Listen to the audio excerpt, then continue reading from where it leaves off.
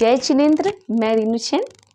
सभी मुझे जानते हैं, समझते हैं, अच्छे से मुझसे पढ़ रहे हैं और मैं आप सभी का स्वागत करती हूँ नॉकआउट एजुकेशन मंच पर शुक्रवार एपिसोड कथा कहानी सागर में, जहाँ मैं आपको ले चलूँगी ऐतिहासिक सफ़र पर। ऐतिहासिक सफ़र में हमारी कथा चल रही है, कहानियाँ चल रही हैं विक्रम बेताल पर। पहले के वीडियो में मैं आपको विक्रम बेताल के मिलने का संदर्भ सुना चुकी हूँ, 2 कहानियाँ आपको बता चुकी हूँ और आपसे उनका विवरण भी मांगा है कि आपके जीवन में ये कहानियाँ क्यों अनमोल हैं या कहाँ लागू होती हैं। मेरा इतना ही है कि किसी ने मुझसे पूछा था कि इतिहास का अर्थ क्या है। इतिहास का वैसे कोई अर्थ नहीं है, लेकिन इतिहास पढ़ा क्यों जाता है ताकि हमारे आने वाले समय में हम उन गलतियों को वापस ना दोहराएं। वो इतिहास है, तभी हम इतिहास को जानते हैं, समझते हैं, पढ़ते हैं और जो चीज़ें अच्छी हैं उनको उठाकर अपने जीवन में धारण कर कर आगे बढ़े। मैं रीनू सेन आज आपको बताऊंगी बेताल पचीसी, राजा विक्रम और बेताल की कहानियाँ, जिसमें तीसरी कहानी है सबसे ज़्यादा पुण्य किसका। तो पुण्य हम कैसे कमा सकते हैं? अच्छे कार्य करके, दान करके, धर्म करके, सहायता करके, निस्वार्थ भाव से, तभी हमारा पुण्य बढ़ता है ना। कभी कभी कहते हैं ना, इसे तो पिछले जन्म में मोती दान किए थे तब इसके जीवन में ये सुख है। अगर हमें सच में अपने अगले जन्म भी सुख में बिताने हैं तो हमें धर्म, ध्यान, पुण्य की ओर ध्यान देना चाहिए। हाँ, आप कलयुग में ये भी कहावत है, राम भजने से ही हमारे पाप कटते हैं, है ना। तो धर्म की ओर जाएं, ध्यान की ओर जाएं, योग की ओर जाएं।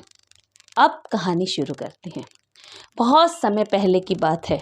कहानी जितनी ऐतिहासिक और जितनी पुरानी है, सीख, सोच, समझ, शिक्षा भी उतनी ही अच्छी और गूढ़ है। तो गूढ़ रहस्य को जानना ही इन कहानियों का उद्देश्य है और अपने जीवन में कहाँ लागू कर सकते हैं, याद रहे, चतुराई से अपने चातुर्य को भी दिखाना है, ठीक है। हजारों वर्ष पूर्व वर्धमान नगरी में रूपसेन नाम का एक राजा राज्य करता था। उसके जीवन पर बहुत संकट थे। तभी उसके नगर में वीरसेन नाम का एक राजपूत आया। अब राजपूतों के बारे में तो आपको पता है, बुद्धि कौशल तो होता ही है, पर युद्ध कौशल में भी वो क्या होते हैं? माहिर होते हैं, बेमिसाल होते हैं। तो राजा के दरबार में वो नौकरी के लिए गया। राजा ने कहा, तुम्हें मेरी रक्षा करनी है, वो भी रात के समय में, ठीक है, और तुम उसका कितना रोजगार लोगे, अर्थात कितना वेतन लोगे। उस राजपूत वीरसेन ने कहा, मैं रोज का 1 तोला सोना लूंगा। उस टाइम में 1 तोला सोना बहुत होता था। तो राजा ने कहा, तुम्हारे परिवार में कौन कौन लोग हैं? वीरसेन ने कहा, मैं, मेरी पत्नी, मेरा बेटा और मेरी बेटी, हम 4 लोग हैं। तो राजा अचंभित हो गया, यह सोचने लगा, एक व्यक्ति के पीछे 3 लोग, ये 4 जन हैं और 1 तोला सोना का क्या करेंगे? इतना वेतन तो बहुत अधिक है। पर राजा ने उसे मना नहीं किया और वेतन देने के लिए राजी हो गया।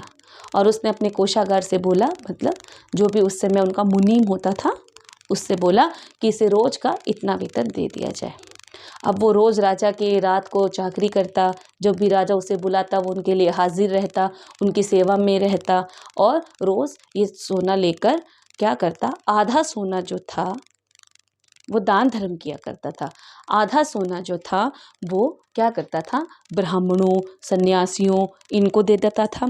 आधा सोना गरीबों को खाना खिलाता था, मंदिरों में दान देता था और जो कुछ बचता था उसी से अपनी पुत्र, पुत्री और स्त्री का क्या है, भरण पोषण करता था। अब इस 1000 तोले सोने को लेकर वो दान धर्म कर रहा था। एक दिन वो रात में राजा के कमरे के बाहर चाकरी कर रहा था, उनकी सेवा में उपस्थित था। तो राजा को मरघट, मरघट का मतलब हुआ शमशान घाट से किसी के रोने पीटने की आवाज़ आई। राजा ने कहा, वीरसेन जाओ और देखो कौन है। वीरसेन मौसम को देखकर घबराया नहीं, उस आहट को देखकर घबराया नहीं, मरघट में चला गया और वहाँ एक स्त्री जो गहनों से, सर से लेकर पाँव तक, पाँव से लेकर सर तक गहनों से लदी हुई थी। कभी तो वो रो रही थी, कभी सर को पीट रही थी, कभी नाचने लगती, कभी कूदने लगती। वीरसेन घबराया नहीं, उसके पास गया और बोला, हे देवी, तुम कौन हो और यहाँ क्या कर रही हो? इस तरह तुम क्यों बर्ताव कर रही हो? तब उसने कहा, मैं राजलक्ष्मी हूँ और मैं इसलिए ऐसा व्यवहार कर रही हूँ, रो रही हूँ, पीट रही हूँ, क्योंकि राजा विक्रम 1 महीने में मरने वाला है और जैसे ही वो मर जाएगा उसके वहाँ गरीबी छा जाएगी, अर्थात दरिद्रता का वास हो जाएगा। जब दरिद्रता वहाँ आ जाएगी अर्थात दुख, कष्ट, गरीबी वहाँ आ जाएगी और मुझे वहाँ से जाना पड़ेगा, मैं इसलिए ये विलाप कर रही हूँ। वीरसेन घबराया। क्या? उसने सोचा मेरा राजा मर जाएगा, उसकी ये हालत होगी। तो उसने कहा, क्या इसका कोई उपाय नहीं है? तब राजलक्ष्मी बोली, हाँ है। वीरसेन ने पूछा, क्या? राजलक्ष्मी ने कहा, यहाँ से 1 योजन पर, अब बात सुनिए, 1 योजन कितना हुआ? मीटर में, किलोमीटर में कितना हुआ? यहाँ से 1 योजन की दूरी पर माँ कालिका का मंदिर है।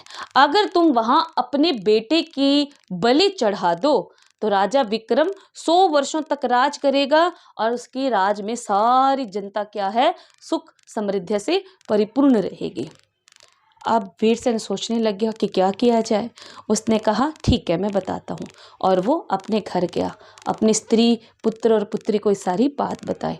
तो पुत्र ने कहा, यदि मेरा बलिदान देने से ऐसा होता है तो पिताजी मैं तैयार हूँ। और वो खुशी खुशी तैयार हो गया। अब स्त्री से पूछा कि क्या किया जाए। स्त्री ने कहा कि पत्नी का धर्म होता है पति की बात माने, उनकी सेवा करे और अपने जीवन को करे। तो जैसा आप कहेंगे वैसा ही होगा। ये सोचकर वो चारों 1 योजन के दूर उस मंदिर में जा पहुंचे और बेटे ने खुशी खुशी अपना सर पिता के आगे कर दिया और कहा कि सबसे खुशी की बात है कि मैं राजा की सेवा के लिए मर रहा हूँ, उनकी उम्र बढ़ाने के लिए मर रहा हूँ और मेरी देह देवी माँ को अर्पित की जा रही है। मेरे लिए इससे ज़्यादा सौभाग्य की बात क्या है? और वीरसेन ने अपनी तलवार निकाली, खड़ासा निकाला और एक ही झटके में उसकी गर्दन कल अलग हो गई और उसकी देह से प्राण पखेरु उठ गए। जो पुत्री थी उससे अपने भाई का ये हाल देखा नहीं गया और अपने भातृत्व प्रेम में इतना डूब गई कि उसने भी अपनी गर्दन को काटकर अर्पण कर दिया। स्त्री ने कहा, मेरे तो प्राण धन आप तीनों ही थे, जिसमें से 2 चले गए, अब मैं भी जीवित रहकर क्या करूं?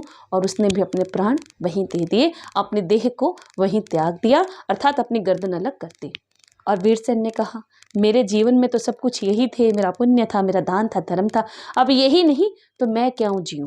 और इस प्रकार उसने भी अपनी गर्दन अलग कर दी और चारों ने राजा के लिए अपने जीवन को बलिदान कर दिया, निस्वार्थ भाव से कि क्या पुण्य है क्या नहीं, क्या ये सत्य था या नहीं, ये जाने बिना अपने राजा के लिए वो सारे के सारे क्या हैं, अपनी जीवन लीला को समाप्त कर दिए और बहुत खुशी से, बिना किसी सोच समझ के भाव से।